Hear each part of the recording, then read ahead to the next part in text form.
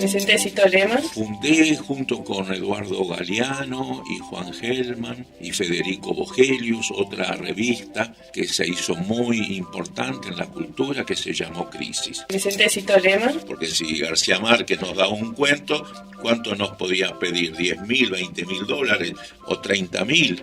¿Y nosotros de dónde sacábamos? Entonces, en lugar de darle $20 o $30.000, no le dábamos nada y sí le mandábamos una carta diciendo: cuando pases por Buenos Aires te invitamos a comer. Vicente Cito Lema. A mí me tocó, dentro de todas las desgracias, la menos dura, porque yo honestamente prefiero haber pasado por el exilio y no haber estado todos 8 años preso. Creo que es más duro que 8 años en el exilio. Vicente Cito Lema. Si vienen a desalojar antes que le peguen a los trabajadores, que le peguen a mi mujer, a mis hijas, que también están ahí, yo digo que me lleven preso a mí. Vicente Cito Lema. Y siempre que hablo del tema lo pongo como un ejemplo, porque ustedes hicieron un referéndum, ¿verdad? Y fue gracias a esa conciencia que se paró, y es un ejemplo. Vicente Cito Lema. Hola, buen día. Estamos en una edición especial con Vicente Cito Lema. ¿Qué tal? ¿Cómo les va? Hola, buen día. Muchas gracias por haberme invitado. Gracias a vos. Y empiecen a preguntar, que yo estoy con mucho ánimo para contestar lo que quieran dentro de lo que se pueda. Tendríamos que haber tomado una clase antes. Para la próxima vez lo hacemos, pero la frescura también es importante en el periodismo, así que adelante con las preguntas. Bueno, gracias. Bueno, como en principio dijiste que sos periodista. También soy periodista, sí. Contanos un poco cómo comenzó. ¿Cómo comenzó esta historia? Yo lo primero que estudié fue abogacía. Yo, Derecho y Ciencias Sociales, como en esa época se llamaba. Sí. Yo era muy joven, demasiado joven. Recuerdo que tenía 21 años cuando me recibí de abogado. Pero ya desde antes, desde los 13, 14 años, había empezado a escribir. Y me gustaba mucho, por un lado, buscar lo justo, y creía que estudiando abogacía podía encontrar la justicia. Después me encontré con un descubrimiento que no era tan así. Que los abogados, los jueces y la justicia no implica lo mismo. Pero quizás eso lo hablamos después. Pero sí, desde muy chico yo me puse a escribir, de los 13, 14 años. Así fue que, sí, apenas me recibo de abogado, tampoco tenía ganas de trabajar, porque me había, insisto, recibido muy joven, tenía como la cabeza quemada, por decir así. Entonces me lancé de lleno a escribir, y tendría yo alrededor de 23, 24 años, cuando con un grupo también de jóvenes escritores fundamos una revista de cultura que nunca sabía yo que iba a llegar a ser tan importante como en su época fue, que fue la revista Cero. Y eso fue como mi comienzo en el periodismo. Después de ahí, a mí me gustó siempre del periodismo la faz cultural, estrictamente cultural. Así que a la par de esa revista empecé a hacer notas para diarios de la época, algunos de los cuales siguen estando, como el diario Clarín, y así poco a poco fue gestándose mi trabajo periodístico. Bueno, después de Cero hice también otra revista de poesía y arte que se llamó Talismán, que se la considera como la última revista de lo que se llamaría el surrealismo argentino.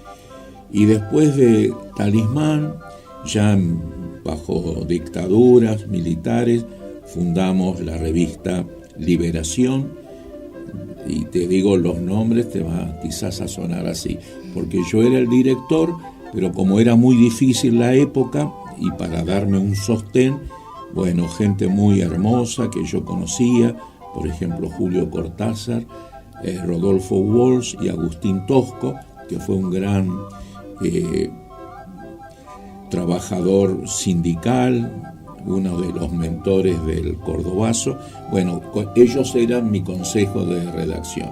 Por eso se la estudia mucho en las escuelas de periodismo, porque es la única vez que alguien como Tosco se mezcla con escritores tan definidos como Walsh y Cortázar.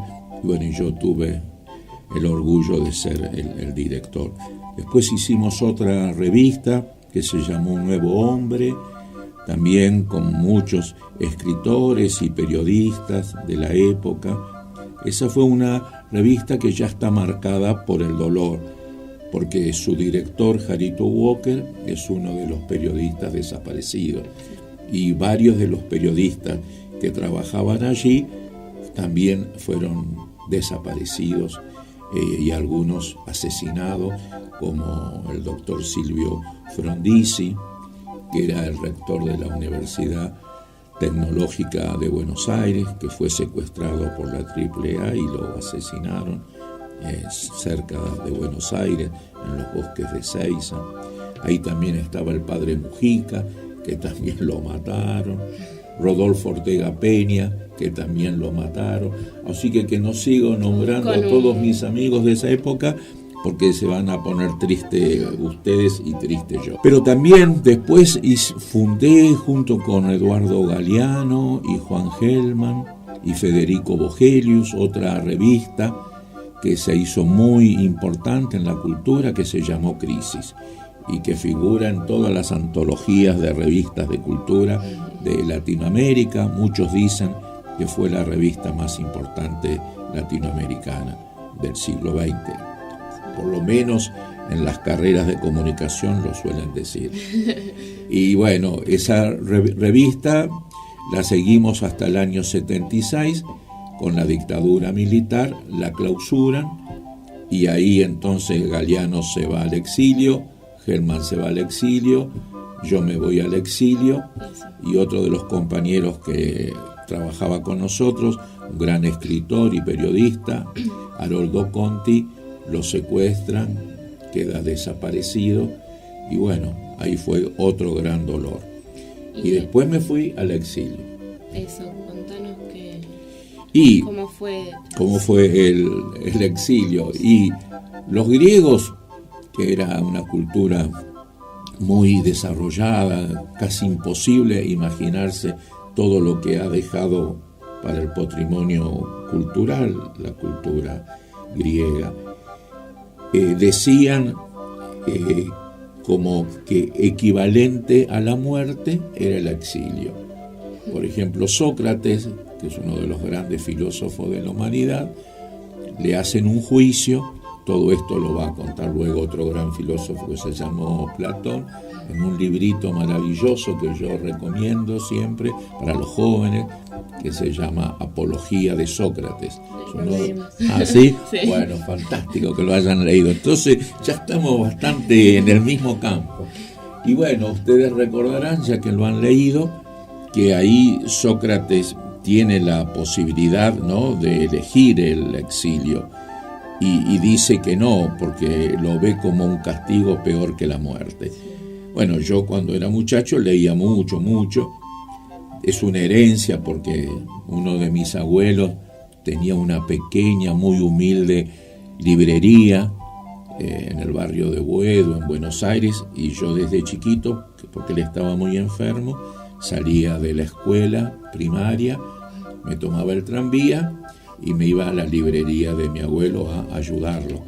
Él estaba muy enfermo, se quedaba en la cama casi siempre, y yo me quedaba al frente de la librería. Y era una librería de libros viejos, clásicos, así que desde muy chiquito, como no tenía otra cosa que hacer, porque televisión no existía, la radio sí, pero él se la ponía al lado de su cama para escucharla, así que yo no tenía muchas más cosas que leer libros antiguos. Qué lindo. Y así que desde chiquito tuve que leer a Aristóteles, a Platón, a Dostoyevsky, que nunca sabía que después con los años me iba a ganar la vida dando clases de literatura, de filosofía, y que esas lecturas me iban a servir también. Pero bueno, lo cierto es que así vamos, y venimos, ¿no? con las ideas y con los recuerdos. Pero leyendo ahí a Platón, hablando de Sócrates, de este libro que ustedes también han leído, yo cuando veía que el exilio era algo tan duro, no lo podía entender. Pero después, cuando estuve en el exilio, 8 años, ahí me di cuenta que los griegos eran sabios también en eso, que mandar al exilio no es obviamente una desgracia absoluta, porque otros amigos míos, compañeros, han estado por culpa de la dictadura, por defender la libertad, han estado presos, y otra gran parte de mis amigos, como Rodolfo Wall, como Paco Urondo, han sido asesinados. Bueno, a mí me tocó, dentro de todas las desgracias, la menos dura, porque yo honestamente prefiero haber pasado por el exilio y no haber estado todos 8 años preso. Creo que es más duro que 8 años en el exilio. Otra realidad. Sí, y además en el exilio algo bueno pasa. Por ejemplo, yo tenía que leer poemas en Holanda. Yo estaba en ese momento en Suecia, donde estaba dando clases, y me invitaron a Holanda para hacer un homenaje a un poeta y maestro desaparecido, muy amigo, se llamó Roberto Santoro, un gran poeta, que también él estaba dando clases, mira vos, y entraron los militares en la escuela y se lo llevaron a los golpes, en la propia clase se lo llevaron. Y le quisieron hacer un homenaje en Europa, y como sabían que yo había sido amigo, y en el exilio todos más o menos los que nos conocíamos sabía dónde estaba el otro, me llamaron, yo estaba en Suecia, y me fui de Suecia a Holanda, y ahí había yo tenía que, dije el discurso en castellano, leí poemas, pero como había gente holandesa mucha, era en Holanda, en Ámsterdam, había que traducirlo al holandés, y me pusieron una traductora muy linda. Apenas la vi, me enamoré, y al principio no pasó nada, porque parecía que yo tenía tantos problemas en mi vida que no, pero poco a poco la fui remando, y hace 35 años que estamos juntos, 35 años. Eso era lo lindo de la historia. Sí, o sea que eso es lo que yo te decía, que el exilio para muchos fue terrible, pero para mí menos, porque yo me enamoré mucho. Y entonces, Qué lindo. Y tenemos 2 hijas, y ahora... ¿Cómo? Además que hiciste cosas en el exilio. Hice muchas cosas. Fui parte de una revista que se llamó Resumen Latinoamericano, que se editaba en Madrid, pero que reunía textos de casi todos los que estábamos en el exilio. Ahí también escribía David Viñas, un gran escritor. Y bueno, mirá lo que son las cosas. Después esta revista del exilio, cuando Carlos Aznares, que era el director, volvió a sacarla, y sigue saliendo. Y es una revista que se edita en Argentina, en Uruguay, en Bolivia no, en Venezuela, en Cuba y en España. Yo soy uno de los 2 directores. Desde el año pasado, Carlos me pidió, dice, no, así tenemos excusas para vernos más, somos muy, muy amigos. Y bueno, y tenemos también un programa de radio que se transmite por muchas radios, que lo graban y lo transmiten, que se llama también Resumen Latinoamericano. Si un día tienen ganas pueden entrar por internet y vernos. O sea que del exilio me quedó mi mujer, 2 hijas, una nieta que nació hace pocos días en Ámsterdam, y amigos, porque no todos hemos muerto, algunos quedamos, y la revista quedan para siempre, y la revista Resumen Latinoamericano, y el programa de radio que sacamos una vez a la semana, y que bueno, y que lo pueden, insisto, lo que les interese puede entrar por internet y escucharlo. Así que, bueno, y después vine del exilio, claro, si no, no estaría acá. Vine en el 84 y ahí volvimos a sacar la revista Crisis, esta vuelta también con Galeano, con Osvaldo Soriano, con Horacio Berbisky, Osvaldo Bayer. Bueno, y esa fue otra revista que saqué. Después dirigí otra revista que se llamó Fin de Siglo. Después dirigí otra revista que se llamó La Maga, una revista también muy conocida. Después fundé la Universidad Madres de Plaza de Mayo y dentro de la universidad también dirigí una revista llamada Locas, Cultura y Utopía. Y en base a las revistas, ¿en qué te basás? ¿Qué es lo que te motiva o de qué trata más o menos? Para mí, yo soy lo que se dice un periodista cultural, es decir, me importa mucho la cultura clásica en lo que se entiende por hablar de cine, de teatro, artes visuales, literatura, obvio, pero también desde que hicimos la revista Crisis con Galeano y Hellman, nosotros como que introducimos un cambio en el periodismo. Así se estudia, por lo menos en las carreras de comunicación, que la revista Crisis es la primera revista que incorpora a las clásicas revistas de cultura una mirada, como podemos llamar, más antropológica. Es decir, por ejemplo, en un número aparecía un reportaje a Borges, pero en ese mismo número, por ejemplo, yo hice una entrevista a los presos de Villa Devoto que estaban haciendo cursos de periodismo. Y entonces, en una misma revista, es casi como impensable para la época que se publique en un mismo espacio que esté Borges y poemas de los presos de una cárcel. Eso era como muy loco, ahora menos, pero en ese momento mucho. Después también en otro número, por ejemplo, es el número 11, no me lo olvido, tapa amarilla, le hicimos un reportaje muy lindo. Galeano le hizo a Julio Cortázar, que era muy amigo nuestro, pero también Cortázar nos dio un cuento inédito. Y en ese mismo número yo hago un reportaje a las obreras de la fábrica Bagley, de las galletitas, una encuesta para que me digan qué sienten ellas cuando escuchan poemas, cantados o leídos. Y entonces, bueno, las obreras de la fábrica Bagley hablan de poesía y también hay un reportaje a Cortázar, todo en el mismo número. Es decir, empezamos a romper la imagen que en las revistas de arte solo hablan los artistas o los pensadores o los intelectuales. Nosotros pusimos la calle, la gente, la vida cotidiana en revistas de arte, porque te vuelvo a decir, en Crisis nosotros nos dimos el lujo de publicar cuentos inéditos de García Márquez, que como él era muy amigo de Cortázar, y Hellman, Galeano y yo éramos muy amigos de Cortázar a la vez, Cortázar le pedía a García Márquez cuentos y nosotros publicábamos cuentos inéditos.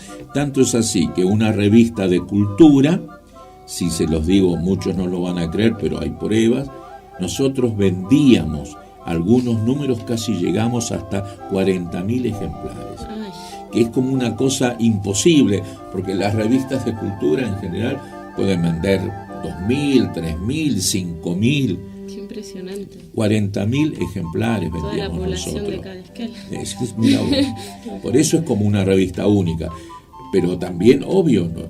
Onetti, Benedetti, todos, y nadie cobraba. Es decir, porque lo hacíamos por tener grandes sueños. Entonces, mira, en un número vos podés entrar y vas a ver que de golpe están textos inéditos de Mario Benedetti, de García Márquez, Cortázar, Onetti, Galeano, Hellman, y todos juntos, Borges también, porque nosotros en ese aspecto fuimos muy especiales. Todos nosotros, se puede decir sin temor, queríamos cambiar el mundo, como si que éramos revolucionarios. Algunos venían del cristianismo, otros del socialismo, otros del comunismo, otros del peronismo, pero todos queríamos hacer la revolución. Pero ese querer hacer un cambio total no implicaba que no íbamos a tomar lo que existía de valor en el mundo. No queríamos destruirlo todo, queríamos construir lo nuevo y tomar de lo que ya estaba lo que nosotros considerábamos valioso. Y por ejemplo, por más que yo he sido crítico y he escrito análisis críticos sobre la obra de Borges, está bien que sea crítico, pero no soy estúpido. Es decir, sé que técnicamente, emotivamente es un escritor realmente excepcional. Entonces, y Hellman y Galeano también pensaban lo mismo.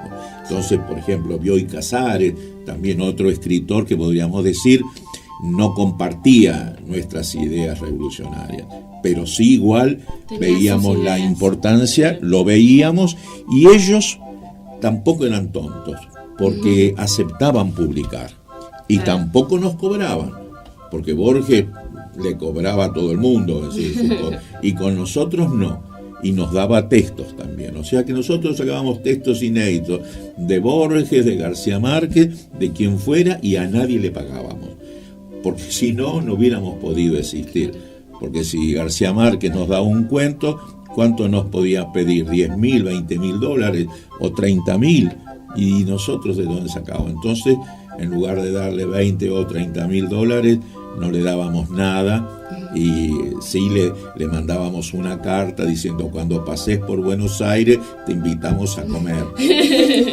Y una vez vino Cortázar y nadie tenía plata, y entonces nos llevamos a comer a una muy linda pizzería, y con eso le pagamos los cuentos. Nos salió barato. Estuvo bueno. Y bueno, así son las cosas. Aparte de la universidad, ¿qué otra relación tenés con las madres de Plaza de Mayo? Bueno, yo conocía a las madres, digamos, desde que empezaron las desapariciones. Yo creo que ya lo dije hace un rato, yo era muy jovencito, me recibí de abogado. No me gustaba la abogacía, yo hacía periodismo. Pero en el año 70, sí, empiezan a una represión más fuerte que lo que era hasta entonces. Y empiezan a tomar mucha gente presa, y además de tomarla presa, la empiezan a desparramar por razones políticas, ¿no? La empiezan a desparramar por todas partes. Por ejemplo, muchos presos que eran de Buenos Aires, pero también de Córdoba, o de Corrientes, o de Misiones, los empiezan a traer a la cárcel de Rawson, acá en la provincia de Chubut. Y había muy poquitos abogados que hacían defensa. Entonces yo conocía por el periodismo, y porque nos habíamos recibido, éramos de la misma generación, nos habíamos recibido juntos con Ortega Peña, que luego fue diputado, con Eduardo Luis Duhalde, que luego fue hasta su fallecimiento secretario de Derechos Humanos, que tiene ahora ahí, han puesto en la entrada al aeropuerto antiguo, al Almirante Sarre, ese camino, esa ruta se llama ahora Eduardo Luis Duhalde. Y entre otras cosas, un día me encuentro con Duhalde y con Ortega Peña, y me dicen: Vicente, no hay abogados, somos 4, 5, 6, y hay un montón de presos, bueno, tenés que dejar un poco el periodismo, yo también ya era docente en la Universidad de Buenos Aires, y tenés que darnos una mano como abogado. Y bueno, yo de que me había recibido no había querido saber más nada, así que tuve que volver a leer urgente. A reforzarse un poco. Y empecé, bueno, y entre otras cosas empecé a defender muchos, cientos de presos he defendido. Y presos políticos, sí, solamente yo solo he hecho defensa de presos políticos. Y ahí también empiezo a conocer a muchos de los que luego, desgraciadamente, serían los desaparecidos, y ahí también empecé a conocer a las madres que luego se organizarían como madres de Plaza de Mayo.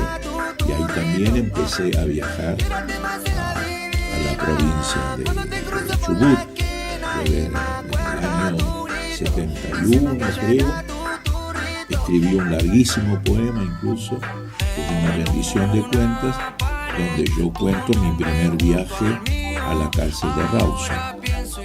Y no me olvido, porque el poema yo cumplía años y lo escribí en la pieza, en la habitación número 26 del Hotel Turing de Trelew. En esa época había un diario muy importante que se llamaba La Opinión, lo dirigía Timerman, padre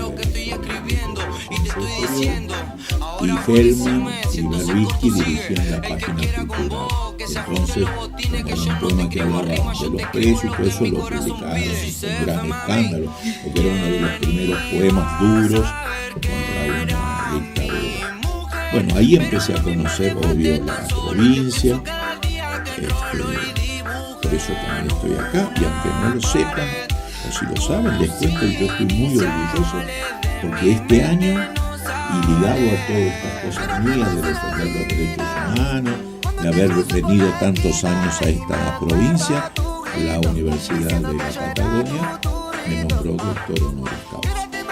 Yo soy doctor honoris causa por la universidad de acá, de la zona. También soy de otras universidades, pero sí, porque cuando vos envejeces te empiezas, si no te morís te hacen homenaje. Tengo varios de esas cosas que yo por un lado me causa gracia, porque yo estoy envejeciendo, me causa gracia, pero también por otra parte es lindo y me emocionó mucho el doctor honoris causa de la universidad de acá, porque en Trelew hay mucho ligado a mi vida. Mira vos, yo empecé en el año 70 a venir. ¿Y ya cuántos años son entonces? Como 40, 50, no sé, 50 años. Mira, sí, ¿no? No, 40, 44, 40, sí, más o menos, 44, que vengo acá. Y bueno, algo debo haber hecho para que me traten bien. Y también hicieron un video sobre un poco mis relaciones, mis vínculos con la provincia. Pues yo hace muchos años escribí un poema que se llamó Oración por Trelew. Bueno, ahí viste el documental. O sea, mira vos, bastante ligado a la provincia. Y acá también, hace muchos años, ayer lo conversaba con amigos que habían visto, se dio una obra de teatro mía, que la hizo un grupo de teatro de Trelew, pero que la dieron en el festival de teatro que se hacía acá en Esquel. Ya no recuerdo bien los años que fue, pero sí sé que vine a ver la obra. Y bueno, y a Trelew especialmente he ido muchísimas veces. He dado seminarios en la Universidad de Trelew, y ese Trelew me toca así porque Juan Arcuri, un gran amigo mío, que fue secretario de Derechos Humanos, en el 84-85, yo recién había llegado del exilio, y en la escuela secundaria, ¿no?, de Trelew, se llama Julio Cortázar, justamente, me hicieron un homenaje. El primer homenaje, entre comillas, pero fue un homenaje, porque pusieron por las paredes poemas de distintas épocas mías.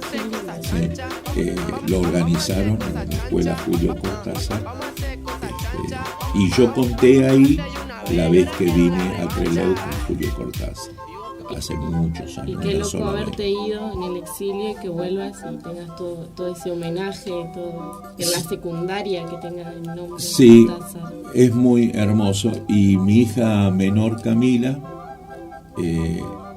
estudió en la escuela Julio Cortázar, y mi otra hija, que vive ahora en Holanda, donde nació, que está estudiando allá cine, también estudió, pero en Buenos Aires, en otra escuela que se llama Cortázar.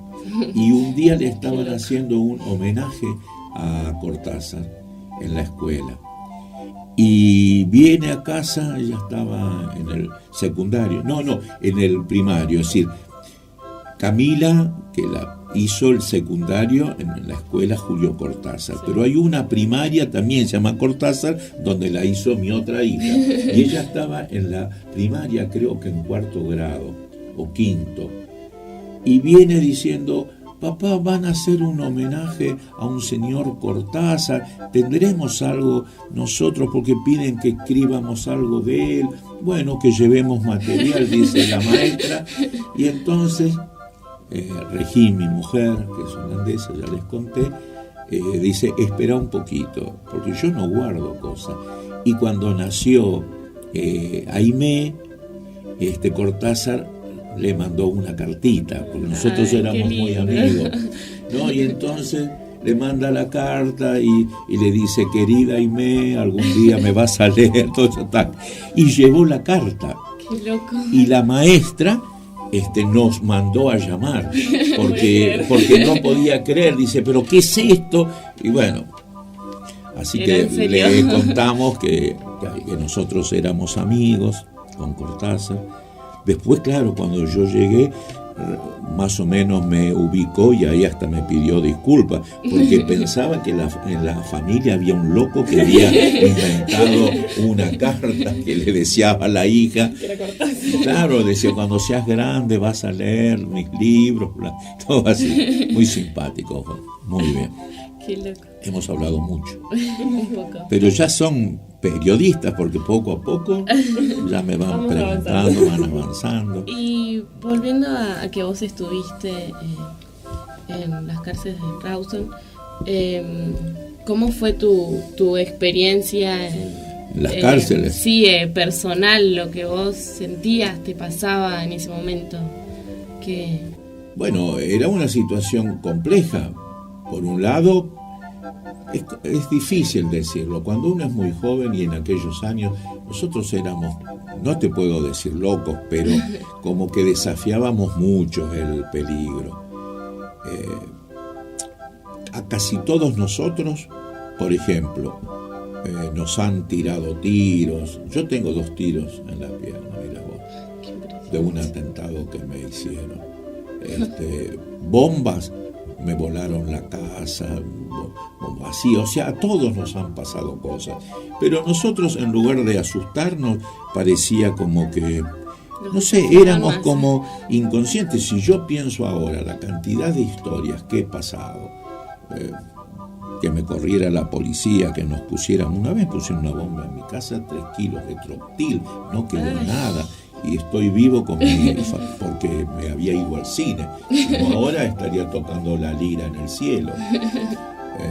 Nosotros dirigíamos otra revista. Los otros días me vine a hacer un reportaje para contar la historia de una profesora de comunicaciones que está haciendo un doctorado sobre la revista Militancia, que la dirigía Ortega Peña, pero que yo también trabajaba allá. Entonces ella, hojeándola, vio textos míos y todo eso, y me vino a hacer un reportaje. Y dice, estudiando, dice, vi que le habían puesto a la revista Militancia 3 veces bomba. Y sí, 3 veces nos volaron la redacción. Por eso yo, respetuosamente, pero un poco enojado a la par, cuando veo que en estos días hay periodistas que dicen que está en riesgo la libertad de prensa, que se sienten perseguidos. Yo por un lado digo, bueno, cada uno puede decir lo que quiere, pero después honestamente a mí me da la sensación que son un grupo de estúpidos, de que hablan por hablar, porque si esto es estar en riesgo, ¿qué podemos decir nosotros? Militancia solo, insisto, esa sola revista tuvimos 3 atentados con bombas, nos volaban directamente. Entonces yo creo que hay que tener un poco de cuidado, porque cuando se conocen dictaduras, se viven dictaduras, se sufre la persecución real, y después con tanta ligereza comparar las épocas, bueno, no es serio. Y hasta yo pienso que es como faltarnos el respeto a los que alguna vez en serio tuvimos que sufrir la censura, ¿no? Eso. Y ya es de libre expresión estar diciendo que que te sentís censurado en su momento? ¿Cómo hacías para decir que tales personas te estaban poniendo bombas o tuvieron 3 atentados y siguieron? Lo hacíamos. Y cuando veníamos a ver las cárceles, igual. Yo, por ejemplo, recuerdo cuando escribí ese poema, como que termina diciendo: dejo de escribir, ese poema, ¿no?, sobre Trelew, dejo de escribir, las horas pasan, mis compañeros me esperan en la cárcel.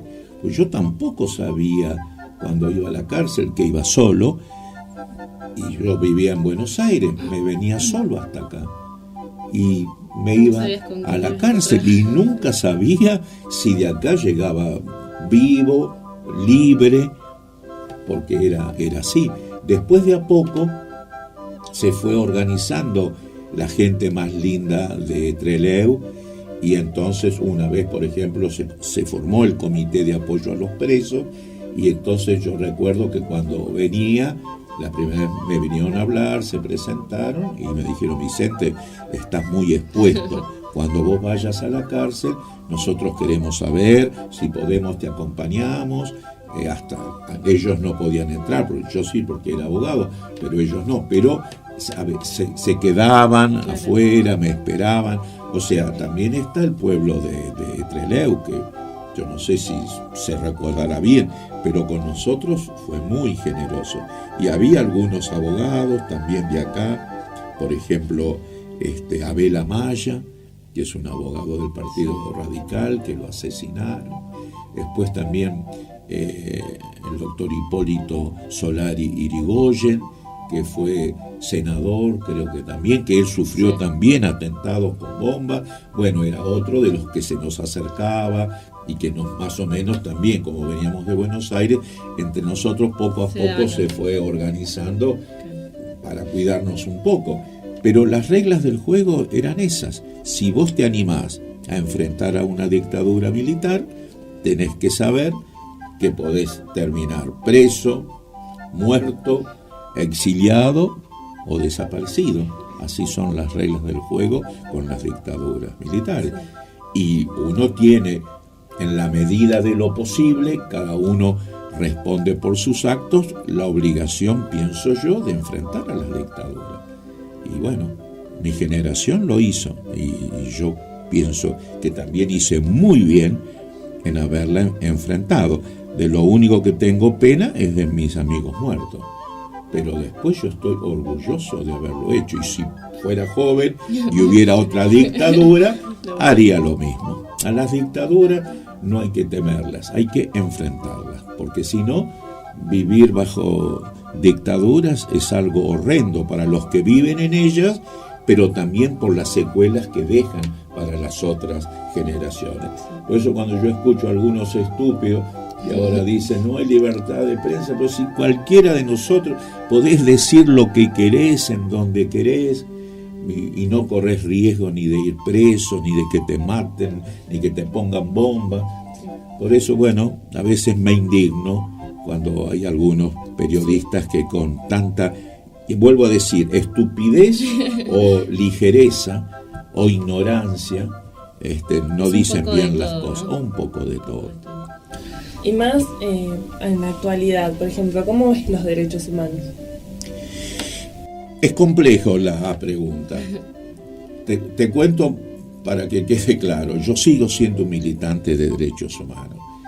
Eso marca una diferencia con muchos de mis compañeros de defensa de los derechos humanos, por ejemplo, también con las madres, con las abuelas, a las que quiero muchísimo, pero que ellas han quedado como marcadas por esa época, porque ahí está también sus hijos, sus nietos, su amor. Yo lo veo bien, pero ellas están como quedadas en ese espacio de los derechos humanos.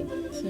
En mi caso es distinto, porque yo aparte soy docente de derechos humanos. Ya desde la década del 70 empecé a dar clases de derechos humanos. Y estamos en el 2013 y yo sigo dando clases de derechos humanos. Entonces, mi mirada de los derechos humanos y mi práctica de los derechos humanos no está solo ligado al terrorismo de Estado. al terrorismo de Estado lo enfrenté, vaya que lo enfrenté, sé lo que era enfrentarlo, pero eso está bien. Obvio, yo también estuve presente en el juicio a los asesinos de Trelew, estuve presente, bueno, todas esas cosas. No es que uno olvida y ni que uno deja de hacer de derechos humanos en relación a ese pasado. Pero en mi caso, yo no creo que esté bien quedar ligados nada más que con ese aspecto de los derechos humanos. Porque ese aspecto de los derechos humanos, el más evidente, el que por la historia lo marca con una potencia fuerte, es lo que llamamos la defensa de los derechos humanos de primera generación, que son los primeros derechos que la humanidad ha reconocido. Pero también es cierto que en la marcha de la humanidad, que en la marcha de la humanización de las civilizaciones, el siglo XX, que ha sido a la vez un siglo de infinita crueldad, con guerras mundiales, con el bombardeo atómico sobre Japón, también se caracteriza por haber puesto por primera vez en la escena pública el tema de los derechos humanos y por la firma de los primeros tratados internacionales de derechos humanos. Y esta primera parte de los derechos humanos está fantástico, hay que seguir trabajando en ella, todo bien. Pero a la par se han ido generando y reconociendo otros derechos humanos. Nosotros ya hablamos de derechos humanos de primera generación, de segunda generación, de tercera generación y de cuarta generación. Los derechos humanos de segunda generación son, por ejemplo, los que hacen en relación a la educación. Toda persona tiene derecho a la educación, al trabajo, a la salud. Bueno, y eso también falta. Y cuando se viola eso, se viola la dignidad humana, se viola la vida.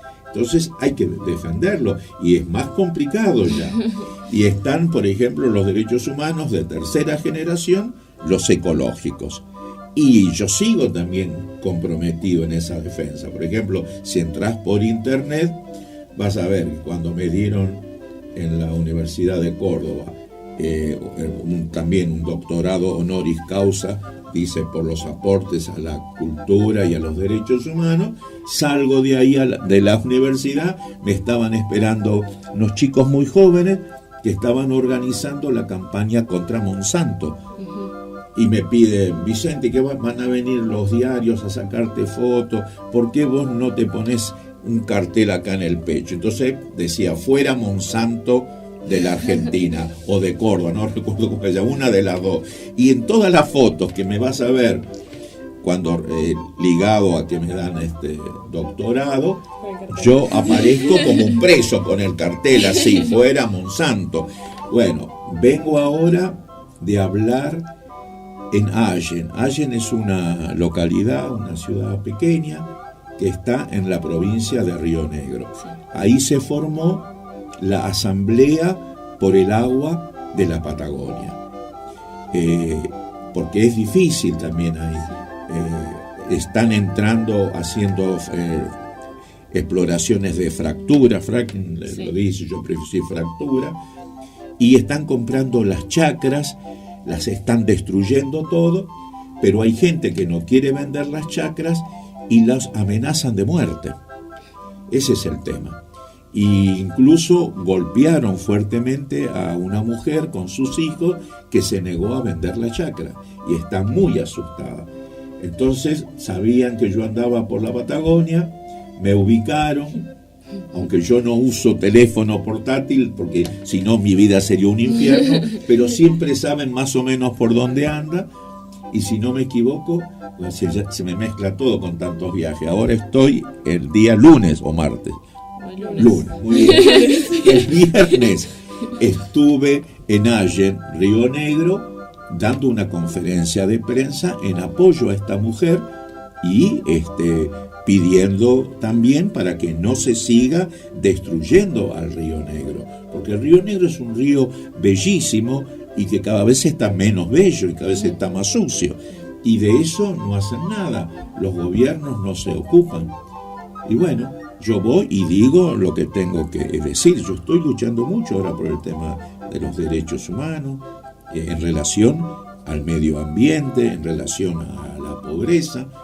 También en Río Negro estoy trabajando, soy el padrino que está armando la biblioteca en un barrio muy humilde, que se llama Barrio Obrero, en Chipoleti, de donde es el gobernador de Río Negro, con quien me encontré cuando se hizo el acto por Trelew. Él también vino. Sí, estaba el gobernador de la provincia, él, yo también con ellos tomamos café, todo ese tipo de cosas, o sea, todo bien. Pero él después allá, cuando yo estoy hablando, me invitan a tomar el café, todo eso, pero después yo estoy del lado de la gente que defiende los derechos humanos y ellos son el gobierno. Cada uno tiene que estar en su rol. Sí. Por ejemplo, yo fui abogado de Fernando Vaca Narvaja, cuando él estaba preso en Trelew, fui su abogado defensor.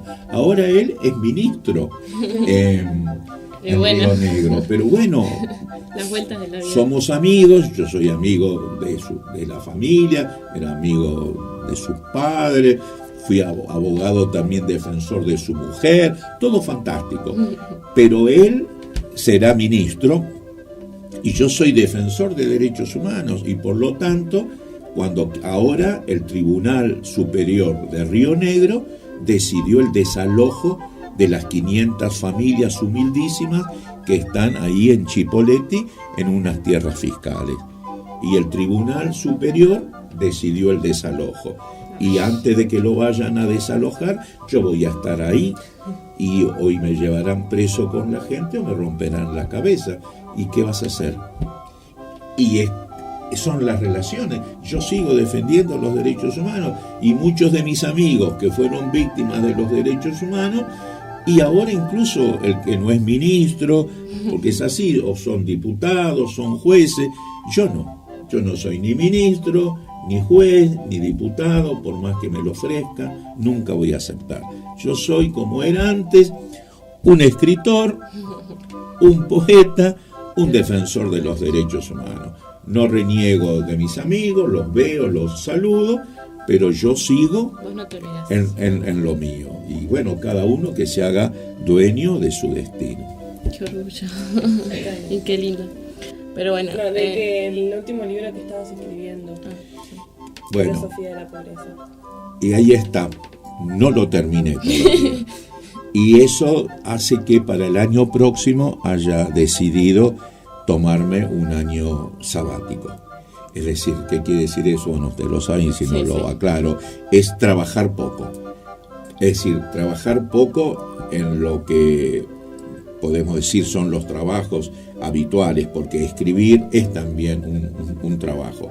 Lo que pasa que ese era el plan, pero ahora se me complican las cosas porque yo estoy dirigiendo la Universidad de los Trabajadores en la fábrica recuperada INPA. Y todo iba muy bien. Una hija mía, mi hija mayor, que es socióloga y psicóloga, que también está en la universidad, ella se iba a hacer cargo de casi todo, así yo solo una vez al mes iba a ir y puedo terminar mi libro. Pero días pasadas la Corte Suprema de Justicia decretó el desalojo de la fábrica, de la universidad, del bachillerato, del teatro y del centro de salud que tenemos en la fábrica. Nosotros tenemos un bachillerato popular, incluso damos títulos oficiales ya, ahí adentro de la fábrica. Y ahora ya tenemos 4 profesorados que también están funcionando. Hemos armado el centro de salud, todo es gratis, ningún docente, yo no cobro, nadie cobra. Nosotros ahí trabajamos absolutamente gratis. Y es libre y gratuita, pero aún los médicos, los psicólogos, los docentes que estamos ahí, que no cobramos, nos quieren echar a todos. Y lo peor es que también echan a los trabajadores, a las 100 familias que cuando esa fábrica cierra y los dueños se llevan todo lo que era de valor, y los obreros, en lugar de quedarse en la calle, en el 2001, toman la fábrica y con una energía, un sacrificio gigante, mantienen la fábrica. Pero siempre la maldita propiedad privada. Los jueces dicen, la Corte Suprema, que todo está bien, que demos clase, que todo está bien, que se trabaje, que todo está bien, que tengamos teatro, que todo está bien, pero que eso pertenece a los deudores y que ellos tienen derecho a rematarlo y a cobrarse. Entre otros, incluso bancos, porque había deudas, incluso el fisco que tiene deuda, y nosotros nos preguntamos, ¿qué es más importante? ¿Que se remate eso? ¿Que los trabajadores queden en la calle? Nosotros tenemos 300 alumnos, 300, que estudian bachillerato con nosotros. La pregunta sería, ¿por qué no van? ¿Por qué el Estado no se ocupó de ellos? Porque son en general chicos con problemas, es la pura verdad, viste, que repiten, todo eso. Vienen con nosotros y con nosotros cambia todo. Porque ahí, es decir, la gente ve que es otra cosa, ve que nosotros nos cobramos, ve que nosotros mismos hemos hecho las sillas para recibirlo, que limpiamos nosotros mismos, yo soy el director y ayudo a limpiar los baños. Es decir, eso es cierto, no es una metáfora, nosotros limpiamos todo con los alumnos, nosotros también. Entonces eso ha hecho que muchos chicos que en otras escuelas los expulsaban, vienen acá y cambian. Otra mirada de la es otra mirada de la vida, y entonces ahí las cosas funcionan, pero ahora nos quieren echar a todos. Por lo tanto, no sé si voy a terminar filosofía del trabajo, mi libro de filosofía. Acá cuando entraba en la escuela vi una frase de Marx sobre la maldita filosofía, ¿no? Es de que se estudia filosofía para conocer la verdad, pero dice Marx, nosotros queremos con la filosofía cambiar el mundo. Bueno, pareció escrito para mí, porque yo ahora tengo un año que tengo dos opciones: o termino el último tomo de filosofía de la pobreza, o me voy con los trabajadores de INPA para que la pobreza no entre en sus vidas. Así que uno es esclavo de sus palabras.